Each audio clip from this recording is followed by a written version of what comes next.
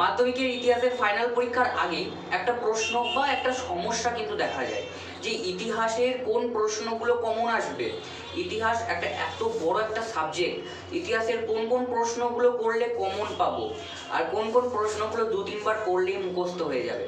আজকের এই ভিডিওতে তোমাদের এই কয়েকটা বা 14টা প্রশ্ন তোমাদের বলবো। এই 14টা প্রশ্ন তোমাদের কাছে যারা প্রথম থেকে পড়ে আসছো, বছরের প্রথম থেকে যারা প্রস্তুতি নিচ্ছ মাধ্যমিক 2026-এর জন্য, তাদের কাছে গ্যারান্টি সহকারে এই প্রশ্নগুলো তো একেবারেই নতুন বলে মনে হবে না। তোমাদের কাছে এই প্রশ্নগুলো রিভিশন আকারে হয়ে যাবে। যারা এই 2 বা এই 1 মাস ধরে একেবারে লাগাতার পড়ে আসছো, তাদের কাছে এই প্রশ্নগুলো একটু কঠিন বলে মনে হবে বা একটু নতুন বলে মনে হবে।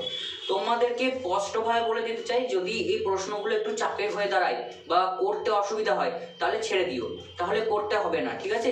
যা যা করেছো তাই যথেষ্ট।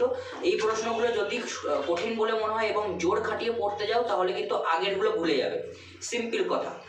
যদি এগুলো সহজ বলে মনে হয় তাহলেই পড়বে, নাহলে এই কয়েকটা দিনের মধ্যে পড়ার কোনো প্রয়োজন নেই।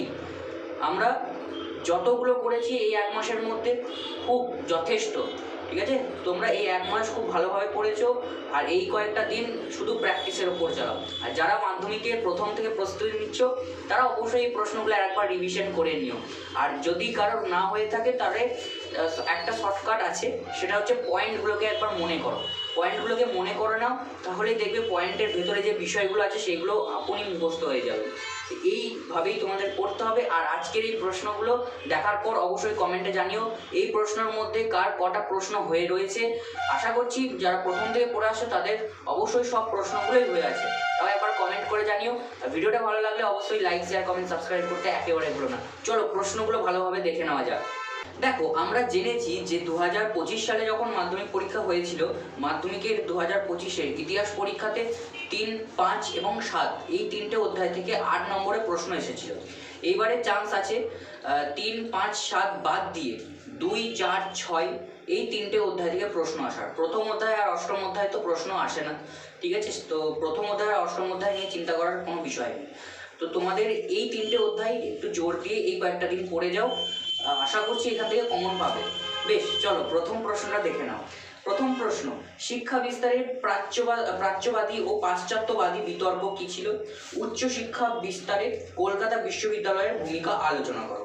2 নম্বর প্রশ্ন, বিদ্যাসাগরের নেতৃত্বে বিধবা বিবাহ আন্দোলনের সংক্ষিপ্ত বিবরণ দাও।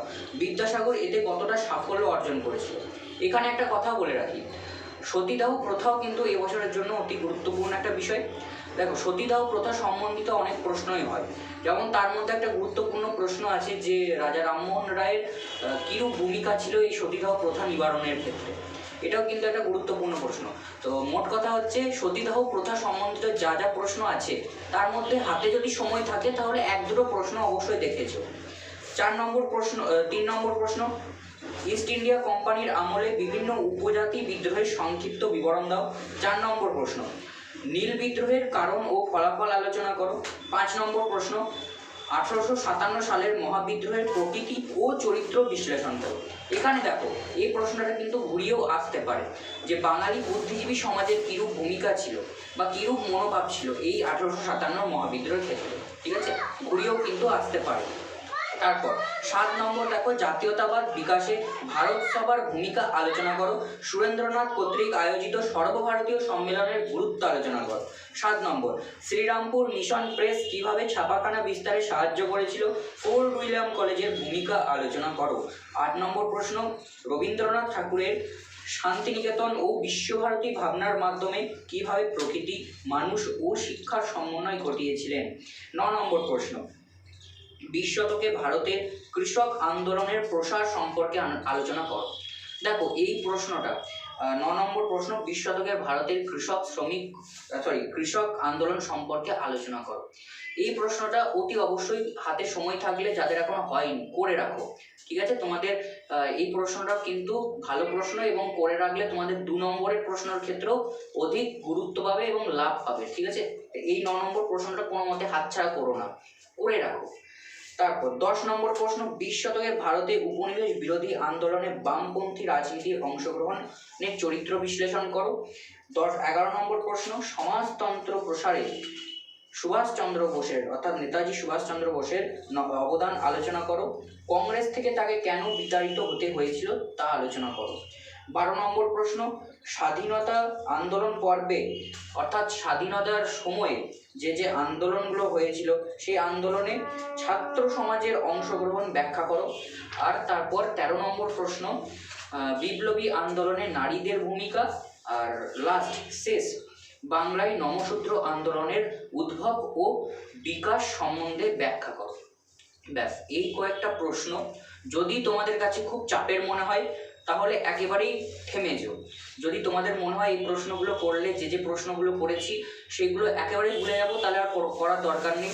আর যাদের করা আছে এই প্রশ্নগুলো, অবশ্যই যারা প্রথম থেকে পড়ে এসেছো শেষ পর্যন্ত, তাদের অবশ্যই 110% এই প্রশ্নগুলো হয়ে আছে।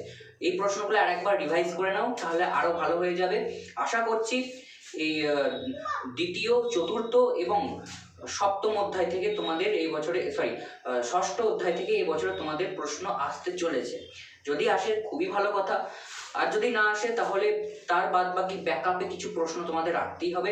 সেহেতু এই প্রশ্নগুলো তোমাদের একটু ভালোভাবে দেখে যেতেই হবে। আর বাদ বাকি তোমাদের যেমন ইচ্ছা যে প্রশ্ন করেছো সেই প্রশ্নগুলো অতি অবশ্যই একবার অন্তত পরীক্ষা দেওয়ার আগে দেখে যেও।